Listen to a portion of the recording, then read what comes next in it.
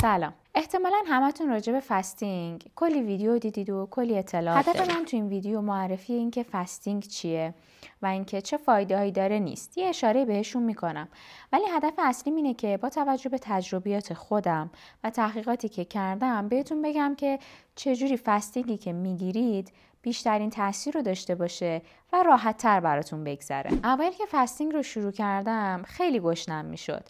احساس گرسنگی از دقیقاً همون تایمی که تایم نهارم بود یا حالا شامم بود شروع میشد و ادامه دار بود و خب خیلی پروسه سختی بود برام و آزاردهنده. اما با تحقیقاتی که کردم و تجربیاتی که به دست آوردم فهمیدم که میتونم خیلی راحت بدون اینکه احساس گرسنگی زیادی بکنم فست رو داشته باشم و خب کاهش وزن رو هم از طریق همین فستینگ داشتم. توضیح کلی اگه بخوام بگم راجع به فستینگ برای کسایی که حالا خیلی اطلاعاتی ندارن در این باره، این هستش که فستینگ یعنی اینکه شما یه ساعتهای زیادی از روز رو به صورت همون حالا روزه‌داری هیچی نخورید و یک ساعتهایی فقط مجاز هستید که غذا بخورید یا حالا هر چیز دیگه ای. بدون اینکه شما بخواید اصلا توجه بکنید که ساعتهایی که میتونید غذا بخورید چی بخورید، همین که شما فقط یک ساعتهای بیشتر از حد نرمالتون چیزی نخورید، کالری کمتری دریافت میکنید و خب قطعاً یه مقدار کاهش وزن و سایز رو دارید و خب به سلامتتون هم کمک میکنه. ولی اگر که بدونید که تو اون ساعتهای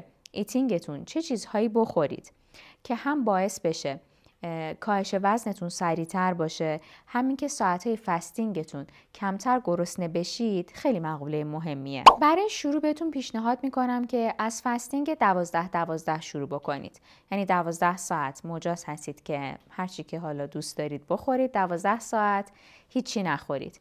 این شروع خوبیه چون معمولا بین 7 تا 8 ساعت خواب داریم و اگر 2-3 ساعت قبل از خواب و 1-2 ساعت بعد از اینکه بیدار شدید چیزی نخورید، 12 ساعت پر میشه و کار سختی نیست.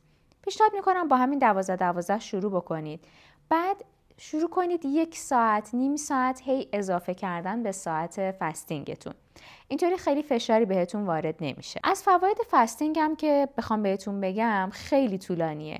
به صورت کلی غیر از کاهش چربی که خب یکی از چیزایی که همه دوست دارن براشون اتفاق بیفته، فستینگ خیلی فواید دیگه هم داره که شاید کسی خیلی ندونه. اصلی ترینش اتوفاژیه. اتوفاژی چیه؟ ما یک سری سلول های آسیب دیده داریم تو بدن خودمون، قدیمی یا آسیب دیده. وقتی که شما از 12-13 ساعت به بعد چیزی نمیخورید، شروع میکنه اون سلول های آسیب دیده خودش رو ترمیم کردن یا طبق اتوفاژی اون سلول های آسیب دیده از بین میرن. یعنی یا ترمیم سلولی اتفاق میفته یا تخریب سلولی که خب این باعث میشه که ما دیرتر پیر بشیم، کمتر مریضی بگیریم، پیشگیری از سرطان میشه و خب این یه بخشی از فواید فستینگه. شما با فستینگ حساسیتتون به انسولین کم میشه. حالا انسولین چیه؟ ما وقتی هر غذایی که میخوریم، هر چیزی که میخوریم، این میزانی که حالا قند تو بدن ما ترشح میشه، یک هورمونی به اسم انسولین شروع میکنه گفتن به سلول‌های دیگه، سلول‌های کبد، عضلات که لطف بکنید این قندها رو پخش بکنید توی خون و ببرید به سمت کبد و توی خون نمونه. و خب حالا مرحله اول میاد توی کبد و عضله ذخیره میشه، مرحله بعدی میاد به سمت چربی، یعنی به صورت چربی ذخیره میشه. وقتی که از یه جای بیشتر شما غذا بخورید، به مرور زمان انباشته چربیتون بیشتر میشه. حالا این انسولینه که این کار مهم رو انجام میده.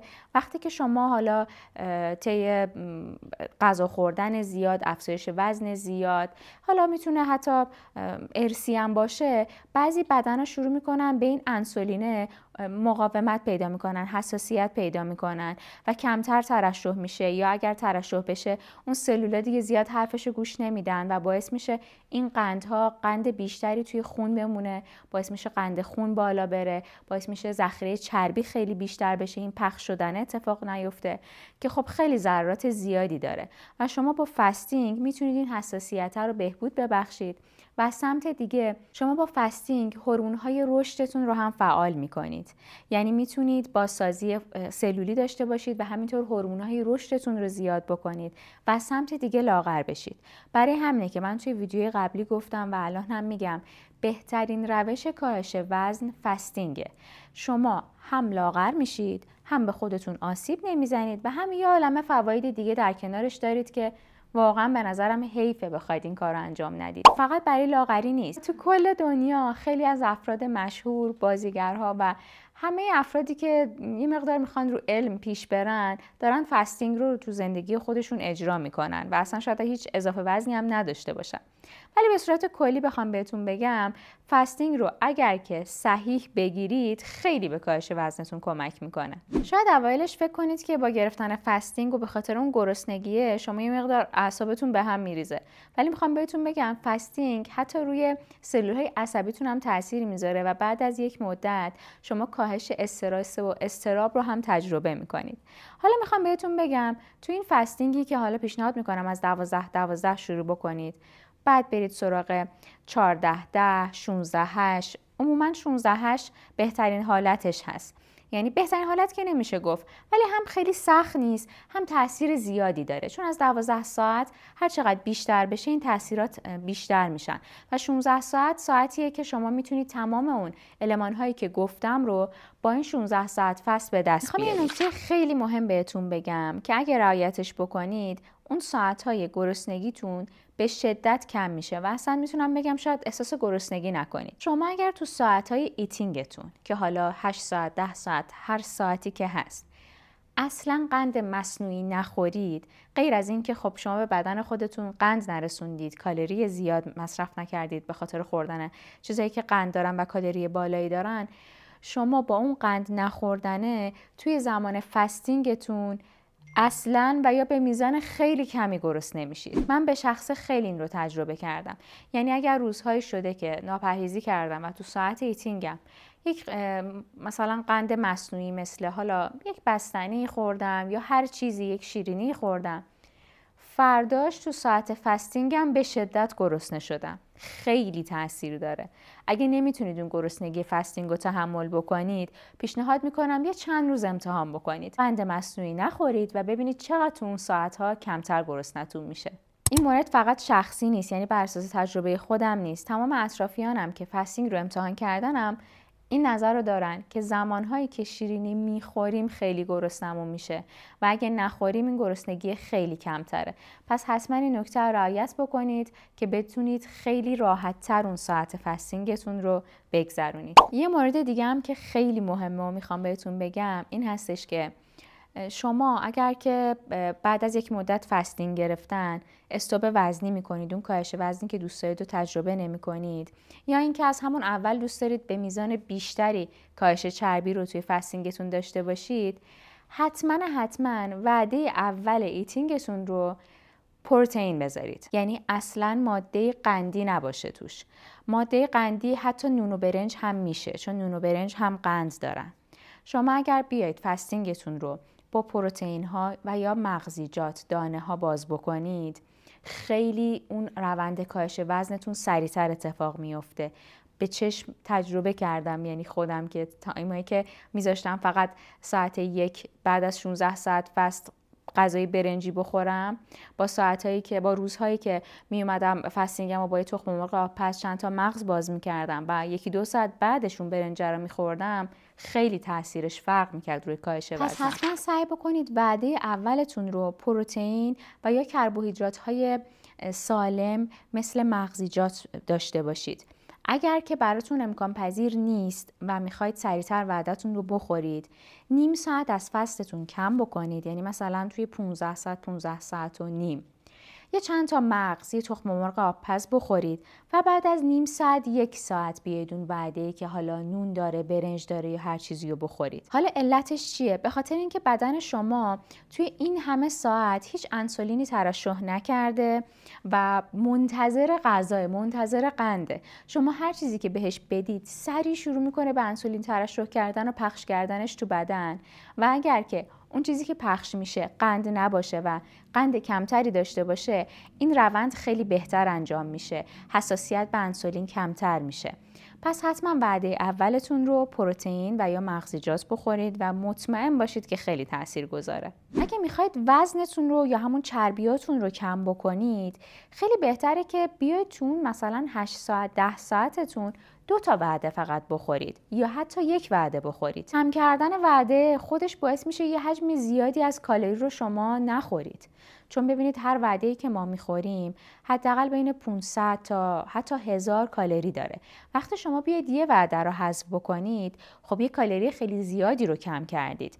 ولی این یک نکته داره، شما حتما باید پروتئین مورد نیاز بدنتون رو تو اون 2 وعده یا 1 وعده به بدنتون برسونید و اینطوری نباشه که شما بیاید 2 تا وعده خیلی سبک و کم پروتئین بخورید یا حتی یه وعده و فکر کنید که خب الان خیلی خوب و لاغر میشید. نه، بدن شما نیاز داره که حداقل گرم وزنتون رو پروتئین داشته باشه. یعنی اگر 60 کیلو هستین بعد روزانه 60 گرم پروتئین رو بخورید. حالا این 60 گرم رو میخواید توی 1 وعده بخورید یا میخواید توی 3 وعده بخورید، فرقی نمیکنه. به صورت کلی این فرمول رو بهتون میگم. شما بیاید، این برای اشخاصی که ورزش نمیکنن البته، شما بیاید به میزان وزنتون گرمش پروتئین رو توی 2 تا وعده جا بدید و یه وعده‌تون رو حذف بکنید. حالا اون وعده میتونه نهار یا شام باشه یا حتی صبحانه. عموما صبحانه رو هم حذف میکنن. این طریق شما یه کاهش کالری خیلی زیادی داشتید ولی از اون سمت هم پروتئین مورد نیاز بدنتون رو رسوندید و در صحت و سلامت کامل کاهش وزن رو تجربه میکنید. بریم سراغ اشخاصی که ورزش میکنن.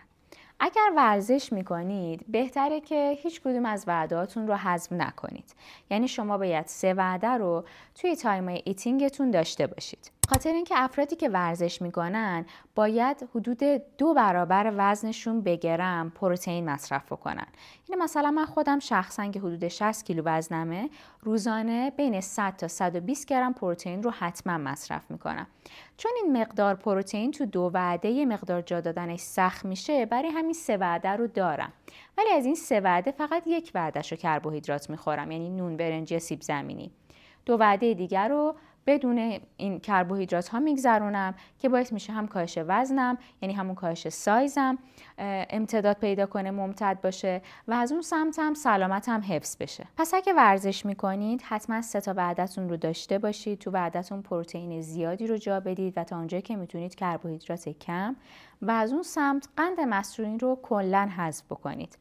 با همین مواردی که بهتون گفتم شما میتونید به سالمترین روش و به بهترین روش سایز کم بکنید، چربی ذخیره شده‌تون رو بدید بره و هم ظاهر جذابتری داشته باشید، هم بدن خیلی سالمتر و سرحالتری. از تجربه فستینگ خودم بخوام بهتون بگم تو این 1 سال خورده‌ای، غیر از این که خب حدود 13 سانتی متر از دور کمرم کاهش چربی رو داشتم و به خاطر ورزش کردن افزایش حجم عضله رو هم تجربه کردم، غیر از این موارد خیلی خلق و خوی بهتری پیدا کردم. دوره‌های عادت ماهیانم خیلی تغییر کرد.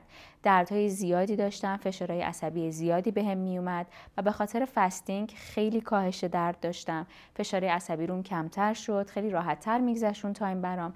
PMS های راحت تری داشتم و همه اینا رو مطمئنم به خاطر فستینگ درم اتفاق افتاده. چون وقتی یه تایم کوتاهی فستینگ رو قطع کردم، باز همون طوری که قبلا دچار PMS و سختی‌های عادت ماهانه می‌شدم دوباره شدم. به خاطر همین بهتون میگم اگر که خانم هستید حتما با فستینگ مطمئن باشید که خیلی دردها و فشارهای عصبی کمتری رو توی زمان پریودتون تجربه می‌کنید. و سمت دیگه انرژیم برای فعالیت‌های روزانه‌ام خیلی بالا رفت. یعنی اون خستگی کمتر به سراغم میومد، بیشتر انرژی داشتم و باز هم همه اینا رو مدیون ورزش کردن و فستینگ هستم. میدونم شاید اولش به نظرتون سخت بیاد، شاید اصلا تجربهش کرده باشید و بعد از 1 یا 2 روز تصمیم بگیرید که رهاش بکنید به خاطر سختی که داره، گرسنگی که بهتون وارد میشه. ولی بهتون قول میدم که سختیش حدوداً 1 هفته اوله. یعنی شما اگر با همون 12 یا حتی هر ساعت دیگه شروع بکنید، بعد از 1 هفته خیلی براتون عادی میشه. همینطوری که میگذره عادی‌تر و عادی‌تر میشه و یه موقعی به خودتون میاد میبینید که مثلا الان شده 18 ساعت 20 ساعت. من حتی یه موقعی که حالا کار داشتم میدیدم که واقعا 20 ساعت 21 ساعت من هنوز فستینگم رو باز نکردم و اوکی ام، گرسنگی شدیدی ندارم. این به خاطر اینکه بدن عادت میکنه. شما اگر خودتون رو یه خورده زحمت بدید توی 1-2 هفته اول تحمل بکنید، بعد میافتید توی روندی که خیلی راحت بدون اینکه بخواید دغدغه رژیم‌های مختلف رو داشته باشید که چی بخورم چی نخورم، حالا این غذا رو درست کنم، این رژیم رو داشته باشم یا مثلا رژیم کتو بگیرم، قند نخورم، کربوهیدرات نخورم. تمام اینها رو من امتحان کردم چون همیشه دچار اضافه وزن بودم و هیچ کدوم اندازه فستینگ برام آسون نبود و بهترین راهیه که تو زندگیم پیدا کردم برای اینکه کاهش سایز خودم رو تجربه بکنم بدون اینکه به خودم فشاری وارد کنم. به پیری خودتون فکر بکنید و بدونید زندگی کوتاه‌تر از اونی که شما بخواید اونطوری که دوست دارید زندگی نکنید. پس به نظرم خیلی راحت با یک مقدار سختی به خودتون میتونید توی ظاهر ایدئال خودتون و سلامتی که همه مد نظرشون هست زندگی بکنید. فستینگ رو بگیرید، ورزش هم بذارید کنارش، مطمئن باشید زندگیتون خیلی تغییر میکنه. مرسی.